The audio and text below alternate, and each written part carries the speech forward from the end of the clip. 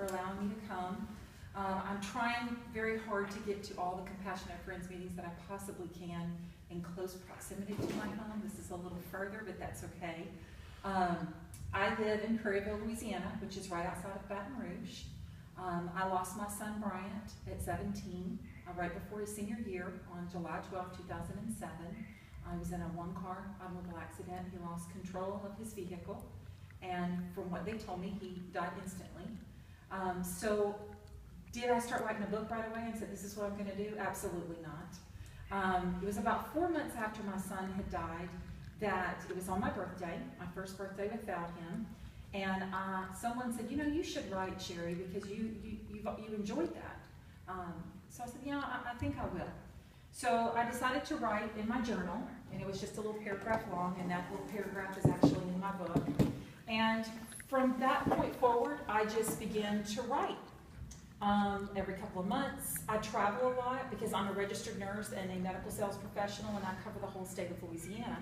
So when I was on the road in a hotel by myself at night, I would pop out my little laptop and I would just start writing.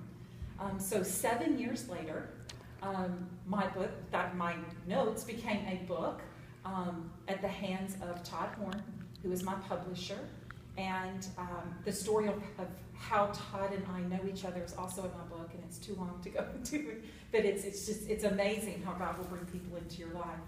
On April the 25th, my book was published, and it's really helped a lot of people, and I'm very excited about that. But today I want to talk to you guys about healing a wounded spirit. I'm already working on my second book now that I'm hoping that will come out by the end of the year, and it's kind of an extension from the first book. The first book is more of what had happened in it, and I will tell you it goes very deep into what happened. I even had a lot of mothers that reached out and said, finally, I actually got to read a book that somebody knows exactly what I'm feeling. And that's what I wanted. I wanted somebody to be able to connect, because sometimes that's the most frustrating part. You talk to people and they just don't understand. And what do they tell you? I just can't imagine. And you want that person to go, I know exactly how you feel. You got to get tired of that, I just can't imagine. No, you can't, so you're not going to relate with me. And as harsh as that sounds, sometimes you're in that angry phase and you really just want to say that, right? But anyway, I decided, when I met Todd and we decided to do the book, and it came out, I had a lot of people that reached out to me. And so I wanted to start the story more of Bryant and the whole week of his tragic death. I was actually in California when I received that call. So the name of my book is Wake Up Call, because I was literally woke up. That was my wake up call that morning. My daughter was visiting sorority sisters in Texas. My husband was in Louisiana with my son. And my family, my mother and father were in Arkansas.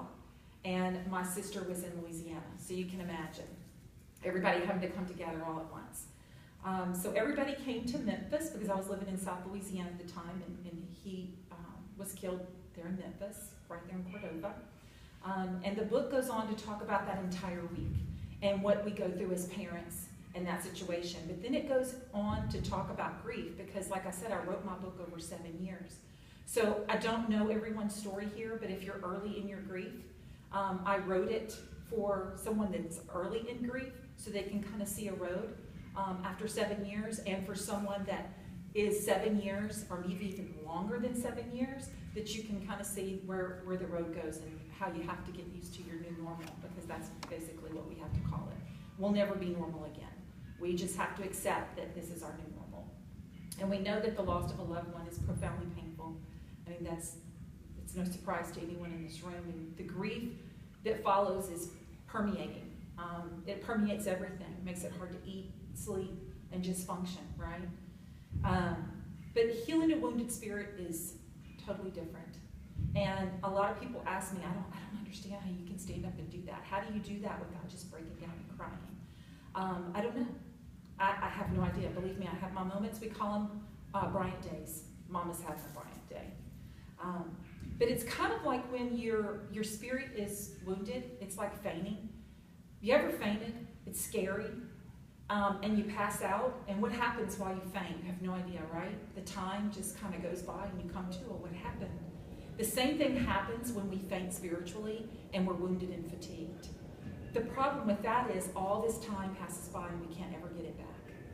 So how do we start beginning to heal a wounded spirit? Well, we have to pay attention to those signs when we have a wounded spirit. Just like in the natural, when we're about to faint, maybe we didn't eat, maybe we forgot to eat that day, or we're thirsty, but we know it's coming because I can feel it. I'm getting a little lightheaded, I'm getting dizzy, I'm starting to sweat. You know you're fixing to pass out. Well, if you're about to faint spiritually, you have some of the same symptoms in a different manner than in the natural. You know it's coming. You can feel yourself going down, just like when you're fainting. Whoa. You can feel it coming. And spiritually, you'll do the same exact thing. So what are you going to do? You're going to sit down real quick before you hit the ground? Or are you just going to go ahead and hit the ground? You have to decide. What do you want to do from this day forward? So this is what I did. In signs that you are spiritually wounded, everything and everybody irritates you. Everybody. Your children, although you love them, your spouse, your dog, your happy coworkers, your mother, your dad, your sister, your brother, everybody, especially the ones that said, you have got to move. This is going to get better. It's going to get better. God needs angels in heaven. You've heard that 1,000 times, haven't you? Or you start to develop the I don't care attitude. You don't care about anything, you don't care about anyone, but in actuality, we really do care. What we're trying to say is, I'm hurting and I'm suffering, and I really just don't want to deal with you or that right now. But we truly do care. You start to doubt yourself and your abilities. You don't feel like you have another ounce to give. I just can't give anymore. I don't know why this has happened, and I don't know what I'm going to do with the rest of my life. You have a lack of motivation and your vision to even move forward after this tragedy. You begin to start finding comfort in your grief, don't you? You just start to feel a little comfortable, and then all of a sudden you start taking, over time, you start taking on defeat. You feel that coming? That's like fainting spiritually. What you don't know is people, they see you how you treat yourself. An attitude that lacks any positive behavior lacks the ability to begin to heal your wounds. And what we don't realize as parents that have lost children is that people actually value your opinion from your experience when you're talking to them and they have the same experience. You actually have value from your experience. And you're probably sitting there saying, well, I don't want value. I want my daughter back. I want my son back. I don't want to be a miracle to somebody else. I'm the one that needs the miracle, Cherie. But you see, the key is, in order to start healing, you have to become a miracle to someone else. One thing that happened to me is actually the woman that I called was in Southaven, and I don't remember her name. It was many years ago. It was a year after Bryant had died. I had a coworker that lives in Southaven, and he called me and he said, Cherie, I really need you to reach out to this woman. She just lost her son.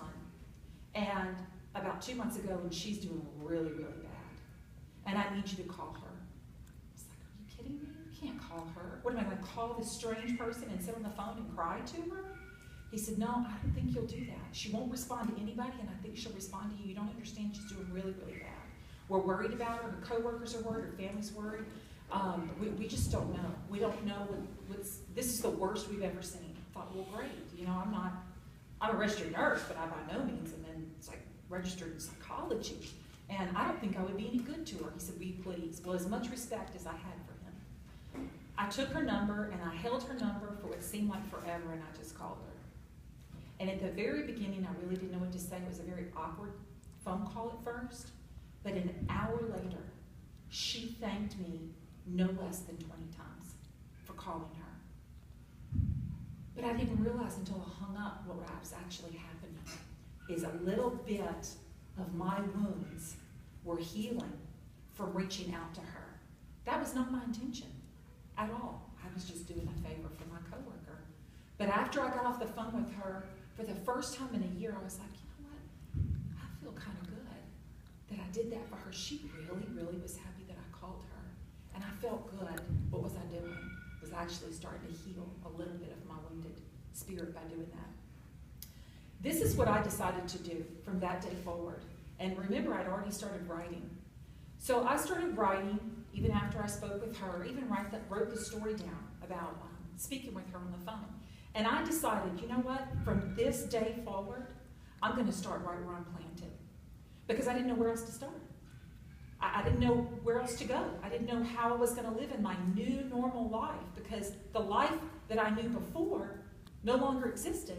And my whole life exists around my children. My kids are wonderful. I have a daughter and 2 sons. My son, Carson, who's here with me today, was 7.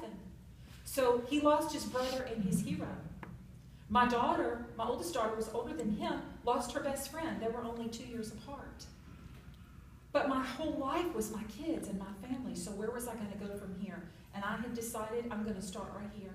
And it was with that one phone call with that lady. I said, right here I'm going to have faith, right where I stand, right where I'm planted. And I'm not going to have self-pity on me anymore. I'm not going to do it. I have heard so many stories. People that have lost more than one child. I can not turn around and say to her, I can't imagine. I can imagine. I can actually imagine that it hasn't happened to me. I haven't lost 2 children. I've lost 1. And that's all it takes, right? It's just that one. I decided that I am going to bring forth whatever God tells me to bring forth. So I had to just shut up, be still, and listen. And I'd never listened before. Anybody that knows me knows that I talk way too much. So that was really hard for me in itself. But I knew that a person that believes in God in the worst of times opens their hearts to blessings.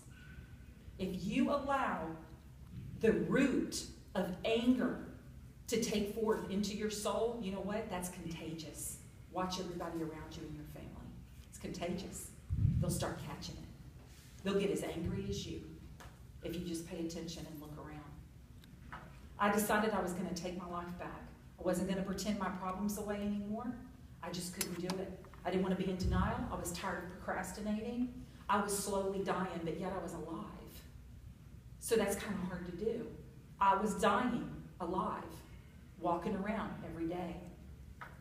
And I know you probably think right now, you know, Cherie, that's a lot easier said than done. I'm just not ready to do that. You may not be ready to do that where you're planted.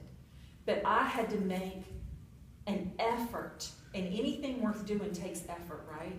If it doesn't take much effort, it's probably not worth much anyway. I decided I am going to do everything I can every day. Does that mean every day I woke up and I said, "Good morning, Lord"? No. A lot of times I woke up and said, "Good Lord, it's morning." You know? But you have to have enough faith. And where do you get that? Being a miracle to somebody else. When you become a miracle and a blessing to somebody else, you start to heal your wounds. There's someone that needs a friend, and you can be their friend. There is someone that's lost a child, and after the funeral's over, and everybody goes back home, and she's by herself, invite her to lunch. Invite her to come to a meeting. There is somebody that needs a friend. You're the only person that can be their friend. God doesn't have a voice. He doesn't have arms. We have a voice. We have arms. We have to be the person that comforts, just like you guys do in these meetings. But there's other people that need to come to meetings like this, right?